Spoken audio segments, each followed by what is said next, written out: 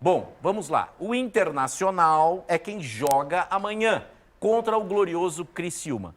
Eu participei do bate-bola ontem e eu cravei o resultado, Felipe. Olha só. 4-0 pro Internacional. Ah, Que otimismo, hein? empolgou. Que isso, gente. O momento não é propício? É propício, sim.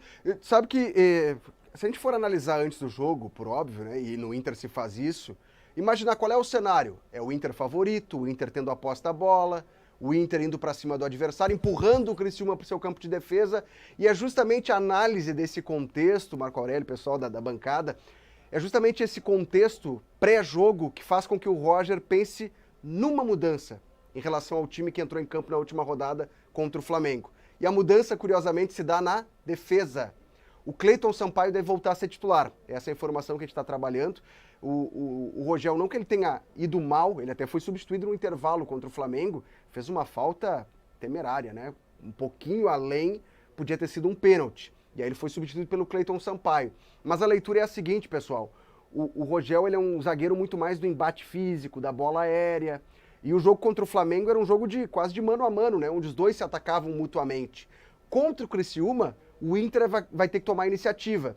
E automaticamente ele se expõe para contra-ataque. Né? O que a gente chama da linha defensiva do Inter vai estar muito alta no campo, vai estar quase na linha do meio campo. Então a distância dos zagueiros para o Rocher ela é maior.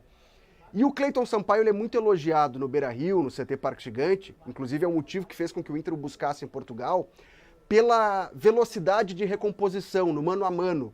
Ele é um jogador mais ágil que o uruguaio, que o Rogel.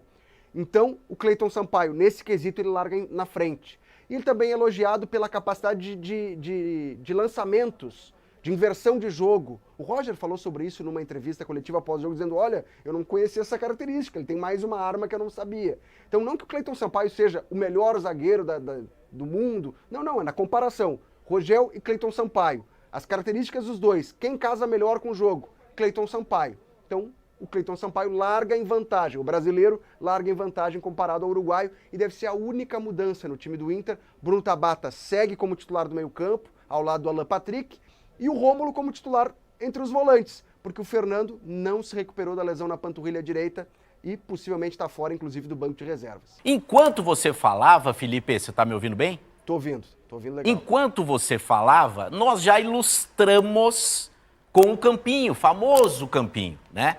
E para manter a tradição, eu peço que você fale do goleiro ao ponta esquerda, quem jogará o próximo jogo do Internacional, quem serão os eleitos, e aí eu vou perguntar para a Carol e para o Vini se eles concordam, né? Já sei que vai ter um jogador protegido por eles, porque eu nunca vi, Keck, uma cadeia de proteção tão grande a um jogador como eu vi nos últimos dias. É impressionante. Mas vamos lá, Felipe, do 1 ao 11. Vamos lá, então. Goleiro Rocher, Bruno Gomes na lateral direita, Cleiton Sampaio, Vitão e Bernabei, o Bernabei na lateral esquerda. Os volantes, Rômulo e Thiago Maia, Bruno Tabata, Alan Patrick, Wesley e na frente, Rafael Borré. Essa é a provável escalação do Inter. Sei que vocês vão debater a escalação, depois já deixo uma manchete pra gente debater logo em seguida. O número de pendurados. É bem grande a lista. Ah, isso é sempre um problemão. É sempre um problemão, né? O Fluminense, por exemplo, o Fluminense no jogo contra o Grêmio, né? O Grêmio ajudou o Inter. Porque não vem o Ganso a Porto Alegre, não vem o Arias a Porto Alegre e não vem o Cauã, o menino centroavante que fez o gol. Também não vem. O Thiago Santos não vir é bom. Acho que o Marcelo não vem. É difícil. É difícil pro Inter, isso aí. Né? O Thiago não vir. Meio sem clima lá. É ruim pro Inter. É um reforço pro Fluminense. E o Fábio disseram que tá suspenso também, né? Fábio também. Goleiro, é. Ah, não, então... Fábio não, né? Fábio não. Fábio vem. Ah, então falaram Fábio que vem. vai vir a Porto Alegre. Ah, o Fábio vem, não, então mas tá peraí. tudo certo, vai Tá, dar vamos lá. certo. Ganso e Arias. Não, o Arias principalmente. Não, os dois principais jogadores do Fluminense não vêm, né? E o Tabata no time? Vamos lá, dupla. Posso começar? Pode. Bom, eu, na verdade, no Corta jogo pra ela que eu vou passado, pegar o pano. Eu tava... Não, olha que injustiça, começou já. Não, no último jogo, não sei tu, Vini, mas eu tava com expectativas dele entrar como titular, mas eu acho que ele ficou um pouco aquém do que ele vinha produzindo antes. O que eu senti é que teve uma certa pegação de pé quando o Gabriel Carvalho entrou no segundo tempo. Achei, assim, que o pessoal estava um pouco impaciente. E aí acho que a dica que fica Capaz, aqui... não tem isso no Beira-Rio, a galera fica impaciente com o jogador. Um pouco, mas aí é que tá, né? Ultimamente que tá depende num do clima tão bom. Mas é que depende do que a gente consome em relação à pessoa, né? Esse é o problema. Mas o Gabriel Carvalho, cara... Sim, corações pra ele, mas o que a gente diz pra quem tá sempre escutando? Olha, eu acho que ele merece uma reservinha. Acho que ele merece sair Mas do é time. muito jovem, né? tá louco. E aí a gente começou a notar uma certa impaciência e a gente sente quando o jogador tá um pouco nervoso, né? Mas acho que, talvez, por conta do início do Bruno Tabata no último jogo não ter sido, talvez, o esperado em relação a outras atuações, eu acho que ele vai começar com o Gabriel Carvalho. Minha aposta pro jogo de amanhã. Opa! E tu, Vini? Sabe que eu discordei desde antes, quando a gente já começou a debater a saída do Gabriel Carvalho, eu discordo, né? Eu acho que ele tem que ficar no time e tem que ganhar a sequência e até o final desse campeonato, que está muito curto a partir de agora. Falta muito pouco para acabar o Campeonato Brasileiro. Mas eu vou... Cadê o pano aí? Eu quero o pano para eu passar. Vai lá. Olha aí, Aqui, ó. Eu queria registrar isso aí, o seguinte. É a primeira vez na história, e isso é muito edificante, Vini Moura, muito obrigado, que é o autopanista. O autopanista. Ele já sabendo da brincadeira, que Já me foi, adianta. inclusive, ela teve a sua grande estreia com alguém que está aqui do meu lado. Tá lá o meu pano. Entendeu, Luiz? Aqui foi a grande responsável pela estreia. O Vini, agora, num fair play, do tamanho do fair play do PP, que nós vamos mostrar no fim do programa, ele pede o pano e Peço se pano. autopanifica. Panifico, estou panificado. Panificador. Eu sou uma panificadora, praticamente.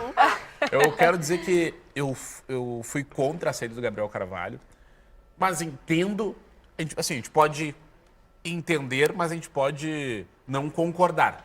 Né? Acho que faz muito sentido. Ou seja, eu entendo a entrada do Tabata, mas não concordo. Porém, cara, vamos passar esse pano pro Tabata aqui, Boa, Vini. porque ele pegou simplesmente um dos jogos mais difíceis que o Inter teve. Verdade. Verdade. Assim, Concordo plenamente. Muito bem ponderado, Vini Moura. e eu acho que, cara, foi no momento certo, porque de repente o Gabriel Carvalho, se entrasse nesse jogo aí, iria sentir, porque foi um jogo de altíssimo nível. Ninguém encontrou facilidade. Intenso. Absurdamente intenso. Mesmo os jogadores mais experientes não encontraram facilidade. Então não seria diferente com o Tabata, que não é... Né, o Tabata não é o Pelé. Né, ele é um jogador com muitas qualidades, mas certamente ia ser muito difícil nesse jogo para ele, como foi. Então, pano pro Tabata aí. Vamos dar mais uma chance para ele agora contra um adversário mais fraco, que é o Criciúma. Maravilha. Felipe, você prometeu uma novidade, Felipe. Você prometeu, eu tenho boa memória. Sobre os pendurados? Yes. Vamos lá, então. Olha, a lista é grande. Prepara tua listinha, teu papel, tua caneta. Vai anotando aí para ficar atento amanhã. O jogo é 9h30 da noite, né? No Beira-Rio, Inter e Criciúma. Titulares. Felipe, Vamos Felipe, por partes. Te interrompendo já, né? Vale lembrar, o Inter joga amanhã na terça e o Inter joga na sexta. Sim. É verdade. Então, já projetando esse jogo contra o Fluminense, e olha só que coisa maluca. Se o jogo de amanhã tiver um pouco com a temperatura mais elevada ou um juiz mais soltinho de cartão, daqui a pouco vai ter um Inter e Fluminense com times mistos. Respinga lá adiante. E é Não é? interessante que não é jogo atrasado, né, Marco Não Aurélio? é. Esse jogo não de é. amanhã é da 32ª Isso, rodada. isso. É da rodada de Fluminense e Grêmio. Isso, Os jogos foram espaçados, né? é O isso. Grêmio jogou lá atrás. Então vai lá, né? lista. Começar pelos titulares. Atenção, Vini Moura. Te prepara aí, anota. Bruno Gomes, Bernabei, os dois laterais, hein? Wesley, Tá, que é o Padre ponta Cassini. esquerda, e o Rafael Borré. São os 4 titulares. Olhando para o banco agora, 4 reservas. Olha só, atenção. Vou começar agora da parte do ataque, tá? Ener Valencia, Ricardo Matias, Wanderson e René. Esses são os pendurados do Inter. Claro que todo mundo vai se cuidar para não ficar suspenso, para não ficar fora da próxima rodada, mas um cenário catastrófico, imagina, o Inter perde o titular da lateral esquerda e o reserva dele, o Bernabé e o René.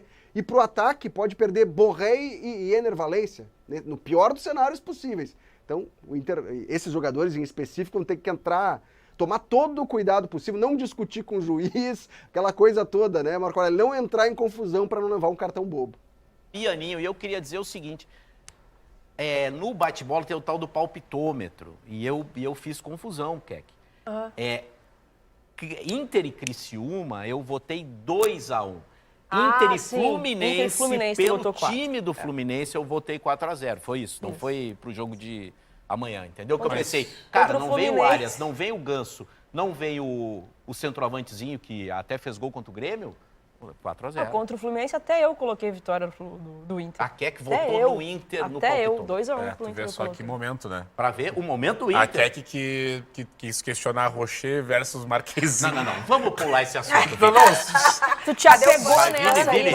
Vini, Continua Carol, sem escuta pegar essa, pênalti, Carol Rocher. e Luísa. E um grande abraço para o pessoal responsável pela cotação de GZH. Porque ontem aconteceu o seguinte, Vini Moura. O Marquezinho ganhou uma nota maior que o Rocher. E quanto foi o jogo? 2-2. Os dois jogos foram empates. 2-2. Sim, mas o Rocher, olha, foi determinante. Só que o Rocher tomou um gol de Tá, pênalti mas olha só.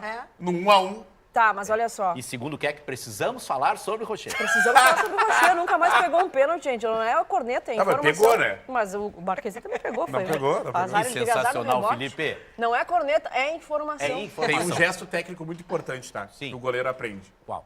Quando tu vai fazer a defesa, espalma pro lado. Isso. Porque se é um pênalti que tem rebote, a chance Sim. de Ô, sair Vini, gol o meu é goleiro não altíssima. acertava o canto. Ele já pegou, já espalmou. Olha o momento Entendeu? aqui, tem Ele que tá ela tá evoluindo. namorando acertar canto. Ele tá cara. evoluindo. Agora ali- ele começou a chutar canto, até no chute a gol. Eu entendi aonde a Keck quis chegar. Onde ela quiser, me explica. Existe evolução. Claro! Sei.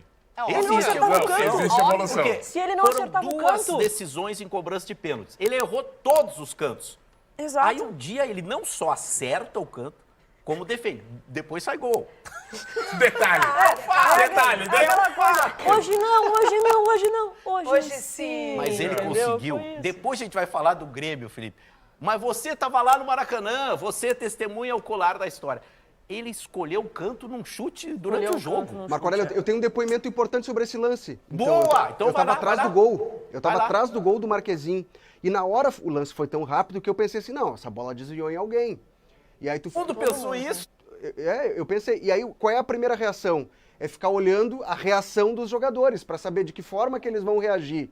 E aí a primeira reação do Rodrigo Eli, do Gemerson, da linha de defesa do Grêmio, é olhar para o Marquezinho e cobrar dele. E eu pensei, pô, o Marquezinho, ele é explosivo, ele é uma das lideranças. Dos estrangeiros do Grêmio, ele é o líder. Com exceção do Kahneman, que já não é mais estrangeiro, já é brasileiro de tanto tempo que tá aqui. Mas Braithwaite, Monsalve, Aravena, esse grupo de estrangeiros, o líder é o Marquezinho. E eu pensei, pô, agora o Marquezinho vai pra cima dos caras. E a reação do Marquezinho foi levantar a cabeça naquela expressão de, putz, errei, e se atirou pra trás. Então ele admitiu, ele tentou, né, Sim. adivinhar o canto e ele errou. A bola vai no contrapé dele e passa do lado. Mas a surpresa foi tamanha, né? Agora ele acerta canto no pênalti, mas erra no meio do jogo. Exato. É o cobertor curto, entendeu? É o cobertor. Acertou um negocinho e deixou o... A interpretação ontem no bate-bola. Foi muito boa, né? Maravilhosa. É porque tu não participou da interpretação. Foi uma interpretação maravilhosa. se Poderia ter, né? você Parecia o Chaves. se você for rever o programa, quem sugere o negócio? Pois então, Eu tinha que digo ter. pro Maurício Saraiva, que aliás, Maurício, no caso é o Marquezinho. Esse pano aqui é teu, Maurício Saraiva. Aí, você tá me vendo aqui na câmera do Glorioso Peter. Maurício Saraiva, seu Maurício nas redes sociais. Esse pano azul aqui do Sem Filtro hoje, ele tem teu nome. Maurício Saraiva. Maurício Saraiva. Porque ele conseguiu ontem, Felipe, explicar, inclusive com uma reconstituição, né, doutora, que o Marquezinho não falhou. Eu juro, Ele juro. deu uma Vivi. volta. Não é, Deu Keck? uma volta.